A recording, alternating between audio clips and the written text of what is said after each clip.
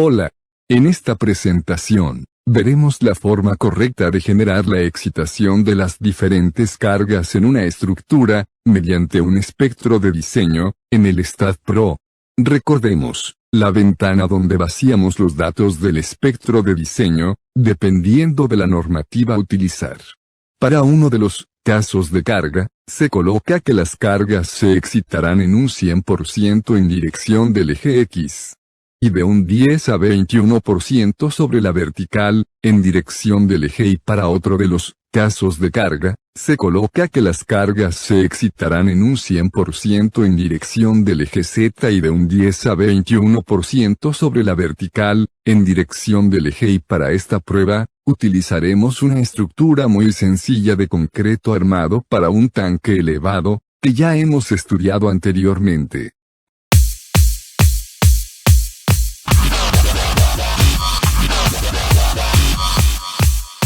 Al ir al editor, se colocan las diferentes fuerzas sobre la estructura, carga muerta, peso propio, y carga viva. Todas las cargas las colocaremos con signos positivos, y cada una de las fuerzas, las asignaremos en los tres ejes, sobre el eje X, sobre el eje Y, y sobre el eje Z. Para uno de los casos de carga, las cargas muertas y vivas con signo positivo, se coloca que las cargas se excitarán en un 100% en dirección del eje X y de un 10 a 21% sobre la vertical, en dirección del eje Y. Para otro de los casos de carga, las cargas muertas y vivas con signo positivo, se coloca que las cargas se excitarán en un 100% en dirección del eje Z y de un 10 a 21% sobre la vertical, en dirección del eje Y. Al hacer correr el programa, abrimos los resultados de las reacciones en los soportes. Y obtenemos esta tabla, que nos da los resultados en los soportes. Ahora, hagamos un cambio en el editor. En uno de los casos de carga, las cargas muertas y vivas con signo positivo, se coloca que las cargas se excitarán en un 100% en dirección del eje X y de un 10 a 21% sobre la vertical, en dirección del eje Y. Para otro de los casos de carga, las cargas muertas y vivas, no serán especificadas. Pero, igualmente se especificará la información del espectro de diseño, en un 100% en dirección del eje Z y de un 10 a 21% sobre la vertical, en dirección del eje Y. Al hacer correr el programa, abrimos los resultados de las reacciones en los soportes. Y obtenemos esta tabla con los resultados en los soportes. Comparamos las tablas con los resultados en los soportes. Vemos que los resultados son idénticos. Lo que significa, que es suficiente especificar las fuerzas, en uno de los casos de carga. Pero especificando el espectro de diseño en los casos de sismo en ambas direcciones. Si te está gustando el video, y el contenido del canal, tómate un momento, suscríbete que es gratis, dale like, y comparte.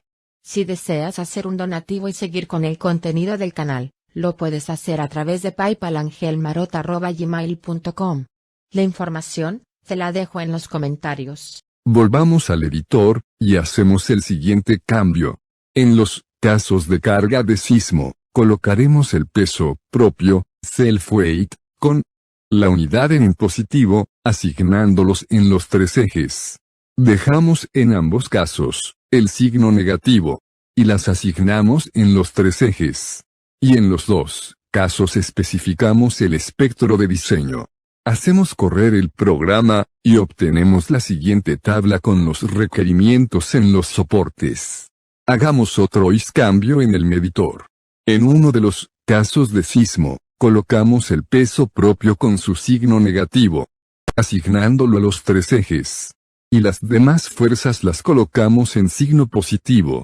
En el otro caso de carga, solo colocaremos los datos del espectro de diseño. Hacemos correr el programa. Nos arroja la siguiente tabla con los requerimientos en los soportes. Entonces tenemos que, en los dos primeros casos, el tercer caso, y este último caso, obtenemos los mismos resultados. Por lo que podríamos decir que el programa, sin importar los signos de las fuerzas sobre la estructura, igual los hará excitar a la estructura, teniendo la información del espectro de diseño. De nuevo vamos al editor. Hagamos la siguiente locura.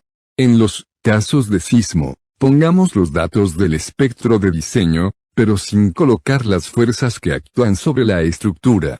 Al correr el programa, nos arroja una nota que nos dice que no hay masas definidas en los casos de carga destinada al sismo. Recuerda dejar tu like, compartir, suscribirte. Hasta pronto.